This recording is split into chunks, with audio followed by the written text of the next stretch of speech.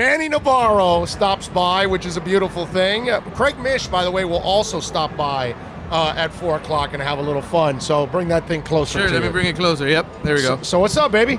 Nothing much, man. Just coming out, trying to help a little bit with the athletic coverage of the Marlins this year. You know, we had Andre Fernandez, who was a beat writer, went over and starts covering the Heat. Yeah, we got them all in all the time for me. It's back to old school, man. I mean, I did this beat for 7 years. I know.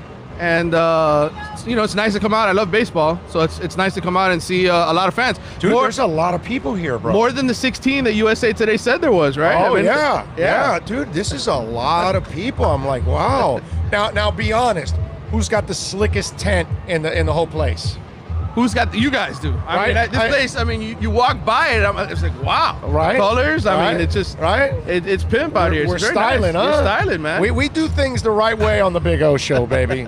We rock on the right way out here. So, by the way, that was a tough one last night for the Miami Heat.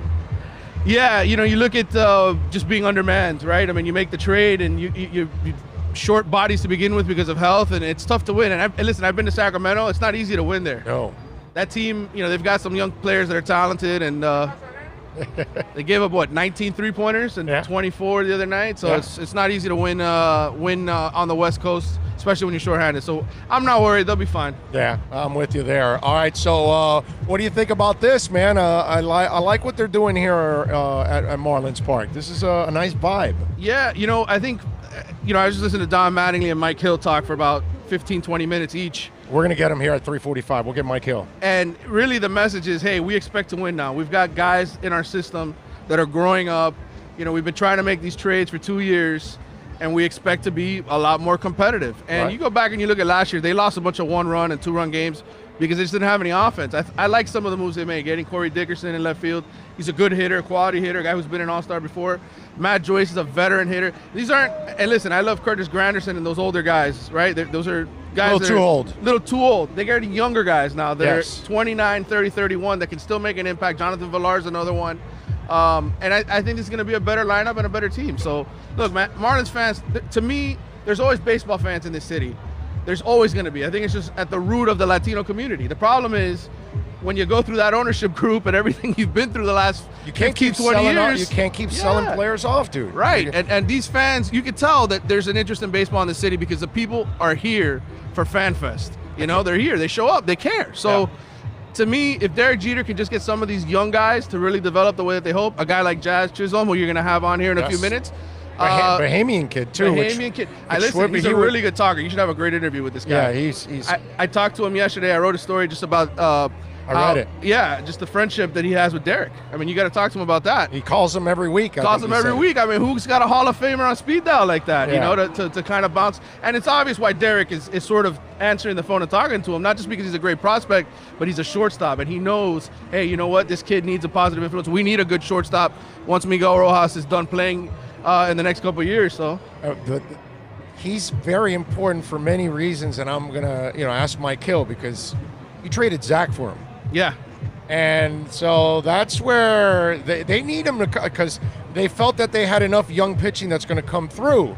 So they felt that they could get rid of Zach and Gallen would be, they can overcome it because they needed the bat. And I get it, because obviously the other local kid has not been able to cross the Mendoza line practically. Right. Well, and so I get that you needed the bat, but he has to come through because – if Zach's looking pretty good over there with Arizona, he's probably going to get a back end of the rotation spot. Yeah, I think the reason you make that move and what that move tells you is they have a lot more confidence in the young pitching they have in the minors than they do the bats. Yeah. And really, in baseball, let's face it, if you can't hit, you're not going to win. I mean, those are the guys that play every day. Right. The pitchers are every fifth day. You obviously it's great. You got to have pitching. You got to have pitching. That's why Washington won. That's why they won. They had two of the best pitchers in baseball, wheeling and dealing. You need two studs to win pitching in the playoffs. But in the regular season, you're going to have any shot of making a wild card or contending.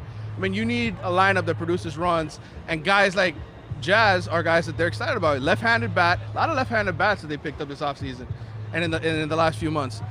Jazz is, one of those guys that, he's 5'11", 170 pounds or whatever he is, but... You kill your manager if everybody's on one side. Yeah. You know what I mean? It's nice. You got to have some versatility. I mean, look, the game doesn't have a lot of versatility anymore, so at least have some versatility at the plate. You know what I'm saying? Yeah. Because guys aren't versatile anymore. You can run a shift on guys, and that's because they can't bat the other way, and things like that. It's the game's changed, and man. it's always been a short porch here to right field. Right. And they really, I mean, how many good and left-handed they bats have they had? reconstructed it too, right? They redesigned They it. redesigned the field, and to me, you need some left-handed power to win in baseball, and they haven't really had that. I mean, a couple bats here or there. Christian Yelich really wasn't a home run hitter while he was here. No. So, I mean, now you're getting guys that have that natural power, and you need power in your lineup to win games. So, yeah. So I'm hoping. Look, the key is developing, and then the key is keeping. That's where they're going to prove that they're completely committed. Do you believe that they're going to keep? Remains to be seen, man. Obviously, I think the intention is there to do it the right way, but we'll find out. Here's Jazz, man. I'm going to take off so you can talk to him. Manny, get the hell out of here. Brother. Get out of the way.